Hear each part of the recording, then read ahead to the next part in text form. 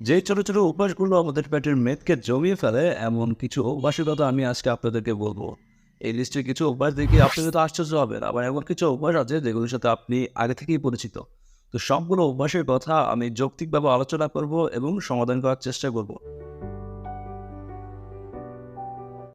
প্রথমে যেটা বলবো সেটা হচ্ছে সকালের নাস্তা বাদ দেওয়া। অনেকেই সকালের নাস্তাকে স্কিপ করে। অনেকে বলে থাকে যে আমাদেরকে ডাক্তাররা বলেছে যে ইন্টারমিডিয়েট ফাস্টিং করতে। হ্যাঁ, এটা খুবই ভালো অভ্যাস। অনেক চিকিৎসক আসলে দীর্ঘক্ষণ না খেয়ে থাকা বা ফাস্টিং করার উপদেশ দেয়। এটা অনেকের জন্য বেটার হতে পারে, আবার অনেকের জন্য সেটা খারাপ হতে পারে। যেমন অনেকেই কিন্তু দীর্ঘক্ষণ না খেয়ে থাকলে তারা যখন খাবার খেতে যায় তখন তারা তাদের মাইন্ডকে কন্ট্রোল করতে পারে না। তারা একসাথে প্রচুর খাবার খেয়ে ফেলে।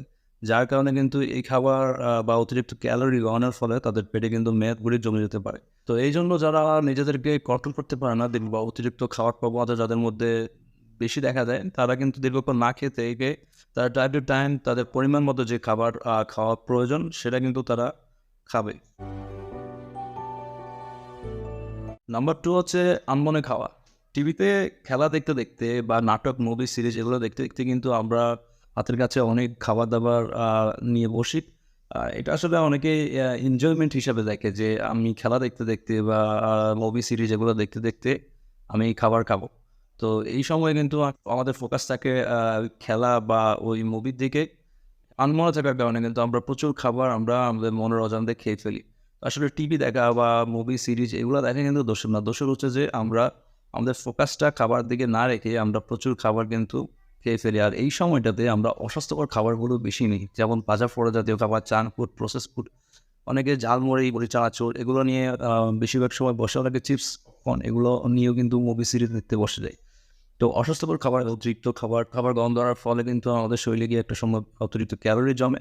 আর সেখান থেকে কিন্তু পেটের মেদ, বুড়ি এগুলো কিন্তু বাড়তে থাকে।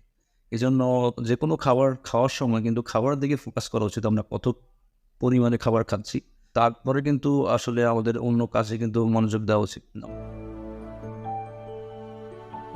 নাম্বার 3 হচ্ছে যে মানসিক চাপ বা স্ট্রেস। অনেকে হয়তো বলবে যে খাবার খাওয়ার সাথে বা পেটের মেদ, বুড়ি এগুলোর সাথে মানসিক চাপের কি সমস্যা? আসলে মানসিক চাপে যারা ভোগে তাদের কিন্তু কর্টিসল নামে এক ধরনের হরমোন নিঃসরণ হয়। এই কর্টিসল হরমোনের কাজ হচ্ছে আমাদের শরীরে খাবারের অনুভূতিকে বাড়িয়ে দেওয়া। তো যে যত বেশি মানসিক চাপে ভুগবে, যে যত বেশি স্ট্রেসে ভুগবে তার কর্টিসল হরমোনের নিঃসরণের পরিমাণ কিন্তু তত বেশি হবে। তো এই কারণে কিন্তু সে কিন্তু খাবারের অনুভূতি বৃদ্ধির কারণে সে প্রচুর পরিমাণে খাবার খাবে। যার কারণে একটা সময় প্রচুর পরিমাণে ক্যালোরি শরীরে প্রবেশ করে সেটা একসময় পেটের স্বাস্থ্যের উপর গিয়ে পড়ে। নাম্বার 4 হচ্ছে যে বড় প্লেটে খাবার খাওয়া। এটা আসলে শুনতে একটু উইয়ার্ড লাগে যে বড় প্লেটে খাবার খাওয়ার সাথে পেটের মেদ, বুড়ি এগুলোও বাড়ার সম্পর্ক কি? এখানে কিন্তু খাবারের প্লেটটা কিন্তু দায়ী না। তবে প্লেট যদি বড় হয় এবং সেটাতে যদি আমরা অনেক বেশি পরিমাণে খাবার নিই, তাহলে কিন্তু আমাদের পেট ভরে যাওয়ার পরও কিন্তু ওই খাবারগুলো অপচয় যেন না হয় সে কারণে আমরা সমস্ত খাবার কিন্তু খাই। হয়তো আমাদের ইচ্ছা করছে না কিন্তু আ খাবার অপচয় হবে সেই কারণে কিন্তু আমরা বাকি যে অবশিষ্ট খাবারগুলো পেট ভরে যাওয়ার পরও থেকে যায় আমরা কিন্তু সেই খাবারগুলো অনিচ্ছাকৃত সত্ত্বেও আমরা কিন্তু খেয়ে নিই। এই কারণে খাবারের প্লেটের দিকেও কিন্তু নজর দিতে হয়। আমরা যখন কোনো খাবার খাবো, প্লেটের আকার যেন ছোট হয়। প্লেটের আকার যদি ছোট হয়, আমরা খাবারের পরিমাণও কম নিব। পরে যদি আমাদের এই খাবারে খিদা না মিটে, তখন কিন্তু আমরা আবার প্রয়োজন লাগলে আমরা খাবার নিতে পারবো। তো বেশিরভাগ সময় দেখা যায় যে প্লেটের আকার যেমন হয় বা ওই পরিমাণ খাবার নেওয়ার পরে কিন্তু আমরা আর খাবার খাই না। এজন্য ছোট প্লেটে খাবার নিলে কিন্তু আমাদের অতিরিক্ত খাওয়ার সম্ভাবনা থাকে না। নাম্বার 5 হচ্ছে যে কম ঘুম যাওয়া বা দেরিতে ঘুমাতে যাওয়া। বেসিক্যালি কিন্তু ডাক্তাররা বলে যে সন্ধ্যা ৭ঃ০০-৮ঃ০০ এই সময়টার দিকে রাতের খাবার খেয়ে ফেলতে। কারণ আমরা রাতে যেই খাবারটা খাই সেটা কিন্তু আমরা বার্ন করতে পারি না। এটা পুরোটাই আমাদের শরীরে ক্যালোরি আকারে জমা হয়। তো আমরা যদি রাত ১০টা-১১টার মধ্যে ঘুমিয়ে যাই, তারপরেও যতটুকু খাবার আমরা সন্ধ্যার সময় খেয়েছি সেটাই কিন্তু আমাদের শরীরে অ্যাকচুয়ালি জমে। আর আমরা যদি অতিরিক্ত রাত জাগি, আমরা রাতে টিভি দেখি, মুভি সিরিজ এগুলো দেখি, রাত জাগি। তো রাতে অনেকক্ষণ জেগে থাকার কারণে কিন্তু আমাদের আবার বাড়তি খিদা লাগে। খিদা লাগার ফলে আমরা আমাদের ফ্রিজ বা বাসাতে যে খাবার-দাবার থাকে, বেশিরভাগ সময় এগুলো প্রসেস ফুড হয়ে থাকে বা বাইরের খাবার-দাবার এগুলো থাকে বিস্কিট, মুড়ি, চানাচুর এগুলা কিন্তু আমরা খেয়ে নিই। তো এই অতিরিক্ত খাবারটা আমাদের শরীরে কিন্তু বাড়তি হিসাবে জমে। আমরা যদি রাতে ঘুমিয়ে যেতাম তাহলে আমরা সকালে উঠতাম, বাড়তি খাবারটুকু আমাদের শরীরে চলতো না বা আমাদের খাওয়ার প্রয়োজন হতো না। নাম্বার 6 হচ্ছে সৌজন্যতাবোধ থেকে। সৌজন্যতাবোধ বিনিময়ের কারণে আমরা বিভিন্ন বিয়ে, দাওয়াত বা বিভিন্ন প্রোগ্রামে যাই। সেখানে গেলে কিন্তু প্রচুর পরিমাণে আমাদের শরীরে খাবার ঢুকে যায়। আমাদের হয়তো ইচ্ছা থাকে না, কিন্তু আ পাশের ফ্রেন্ড সার্কেল বা কোনো একজন রিলেটিভ কী বলবে সেটা চিন্তা করে কিন্তু আমরা অনেক খাবার খেয়ে ফেলি। তো এটা কিন্তু করা যাবে না। যত সম্ভব উচিত হচ্ছে আমাদের বিয়ের প্রোগ্রামগুলো বা দাওয়াতগুলো এড়িয়ে চলা। কারণ আমাদের শরীরের বেশিরভাগ সময়ই আমাদের শরীরের ক্ষতি করে এই দাওয়াতগুলো।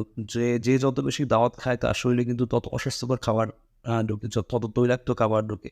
এই কারণে এই বিয়ের দাওয়াতগুলো বা বিভিন্ন দাওয়াতের প্রোগ্রামগুলো যত সম্ভব প্রয়োজন এড়িয়ে চলা উচিত। এবং সর্বশেষে যেটা বলব সেটা হচ্ছে যে সাদা চাল এবং সাদা আটা। তো সাদা চাল এবং সাদা আটার সাথে পেটের মেদবুড়ি বাড়ার সম্পর্কটা কী? আমরা যেই সাদা চালটা খাই এটা কিন্তু অ্যাকচুয়ালি সাদা চাল না। এটা কিন্তু হচ্ছে যে লাল চাল। এটাকে খুব সুন্দর বা আকর্ষণীয় করার জন্য রিফাইন ইন্ডাস্ট্রিতে গিয়ে এটাকে পলিশ করে এটাকে সাদা করা হয়। যেন এটা দেখতে খুব আকর্ষণীয় দেখায়। এই পলিশ করার কারণে এটাতে যত ফাইবার আছে, যত পুষ্টি উপাদান আছে সবগুলো কিন্তু চলে যায়। ফাইবারের কাজ হচ্ছে যে বেসিক্যালি আমরা যে খাবার খাই সেই খাবার আমাদের শরীরেতে হজম হয় সেটার কাজ করা। তো ফাইবার জাতীয় খাবার না খাওয়ার ফলে আমাদের এই খাবারগুলো খুব দ্রুত আমাদের শরীরে হজম হয়ে যায়। সুগারগুলো আমাদের ব্লাডে দ্রুত মিশে যায়। যার কারণে আমাদের শরীরে চর্বির পরিমাণ বেড়ে যায়। এই কারণে সাদা চাল, সাদা আটা এই ধরনের ফুডগুলো এভয়েড করা উচিত। আমরা এইটার পরিবর্তে লাল চাল বা লাল আটা এটা যদি খাই তাহলে কিন্তু ওভাবে আমাদের পেশেন্ট মেদবুড়ি বাড়ার তেমন সংখ্যা থাকে না। আমাদের শরীর হচ্ছে এমন একটা যন্ত্র যেটা হচ্ছে ইন অ্যান্ড আউটের খেলা। আমরা যদি অতিরিক্ত পরিমাণে খাবার আমাদের শরীরে ইন করাই এবং সেটাকে যদি আমরা আউট করে দিই তাহলে কিন্তু এই অতিরিক্ত পরিমাণ খাবার কিন্তু একটা সময় গিয়ে আমাদের আর ক্ষতি করতে পারে না। তো ইন অ্যান্ড আউট হচ্ছে যে আমরা সারাদিনে খাচ্ছি সেটা হচ্ছে ইন, এবং আউট হচ্ছে যে আমরা সেটা এক্সারসাইজ, ব্যায়াম, দৌড়ানি এগুলোর মাধ্যমে সেটা বার্ন করে আউট করে দিতে হয়। তো আমরা যদি অতিরিক্ত পরিমাণে খাবার খেয়েও ফেলি, আমরা যদি রেগুলার এক্সারসাইজ করি তাহলে কিন্তু এই খাবারগুলো বার্ন হয়ে আমাদের শরীর থেকে চলে যায়। তাহলে কিন্তু আর কোনো সমস্যা হয় না, আমরা সুস্থ থাকি।